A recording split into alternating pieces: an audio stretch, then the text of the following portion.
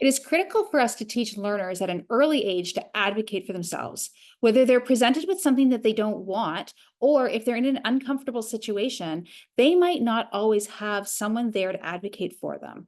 So, why is teaching self advocacy an important skill, and how can we teach our learners?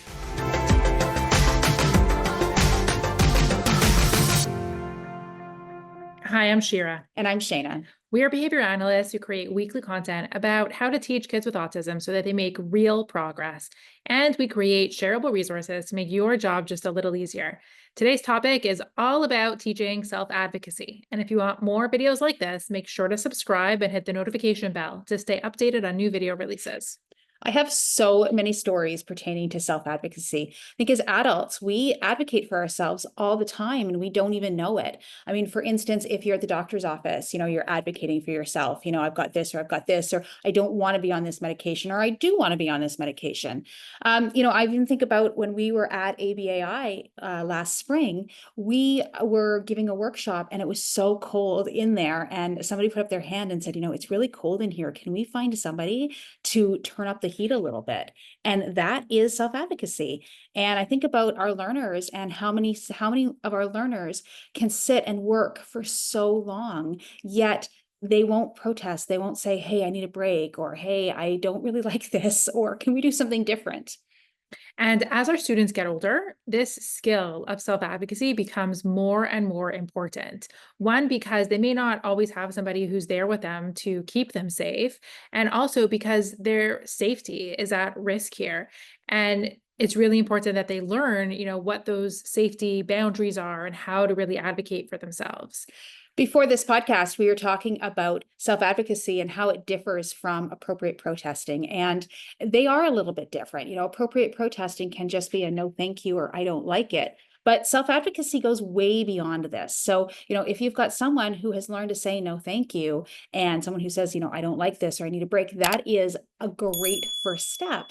But then going into, having a student who can advocate for themselves in terms of being at school and saying, I need to sit closer to the teacher because I pay attention more when I'm sitting closer to the teacher. Or, what, there's a really, that noise over there is really irritating me. Or, it's from a sensory overload perspective, and they can talk about that. Being able to advocate for extra time on a test, being advocate for themselves to their siblings, saying like, like it's no fair. You can't hog the iPad the whole time. I want it as well. So for more tips on the first part that Shane referred to on the appropriate protest, we have a whole episode on that. It's episode 175 on teaching appropriate protests. And today we're talking about going beyond. And it's true, it's all those important self-advocacy skills. It's also the safety skills. So knowing what's safe and knowing what's not safe, knowing when to tell somebody that you feel uncomfortable, when someone might be taking advantage of you, what to allow, what not to allow. It's really everything in how we get our needs met without waiting for somebody to do it for us. I typically start teaching this as early as possible. And in all the ABA programs that I have in place for my learners, most of them have some type of appropriate protesting or self-advocacy in there. So it's not enough just to teach requesting and an I want or an I want. It's, going beyond that and making sure that they are having some type of protest. If someone is non-vocal, there's still ways to protest. It can be a head shake, it can be a, finger shake, it can be, gentle pushing away. It can be, On the on an iPad. augmentative communication device. Exactly. So really making sure that, our learners can do that. Just as an aside, I've taken on a few new learners lately, and they came from another therapy company, and they had a lot of really great skills at the table. They were able to do a lot of those boxes, on the ables and the, feature function class, lots of verbal. It's really nice to see, sitting at the table working for long periods of time, but none of them were able to protest. We were putting hard things in front of them, and, they would wiggle in their seats a little bit, but they wouldn't protest. And, that was heartbreaking to me because, fine, in an ABA programming, they're not protesting. Oh, great. This is awesome. We could teach them lots of skills. But like I said, it's heartbreaking because when they're out in the real world and something like that happens, they can't advocate for themselves and they can't say like, leave me alone. Like, I don't like this. And it's really unfortunate because we all do that ourselves.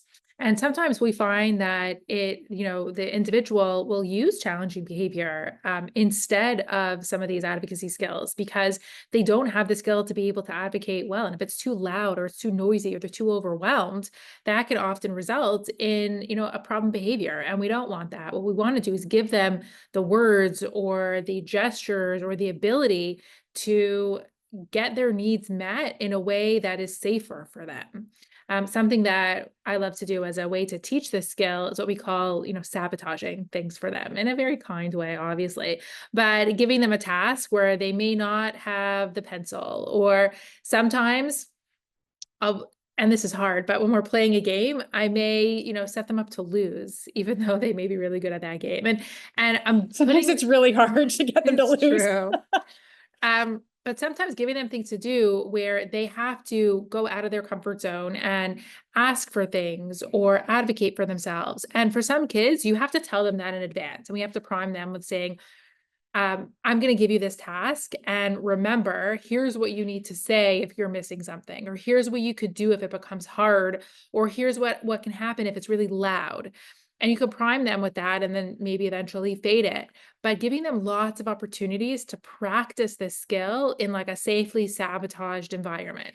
I love the whole priming. It's so key because it's really just a prompt, right? So you're gonna, I joke around that I bug kids for a living, and I'm gonna go in, I'm gonna bug them so that they can tell me where to go. No, they can tell me, to stop or they don't like it. But I'm not just gonna go in and bug them and set them up for, a disaster. I want to set them up for success. So, hey, I'm gonna tell them ahead of time, hey, guess what? I might take your pencil, or hey, you might lose this game. Or, hey, if this happens, remember, what are some things you can say? And if they can read, I can write those things down and leave them there as a text cue. And then as I'm bugging them, I can point to the text cue and say, remember, we talked about this. What are you supposed to say? And those are really, positive ways to teach those self-advocacy skills. And because these skills are so important for their real life, for the community, for things outside of the sessions that we might see them in, it's really important that we don't just think about them, mastering these skills within a very controlled and contrived environment.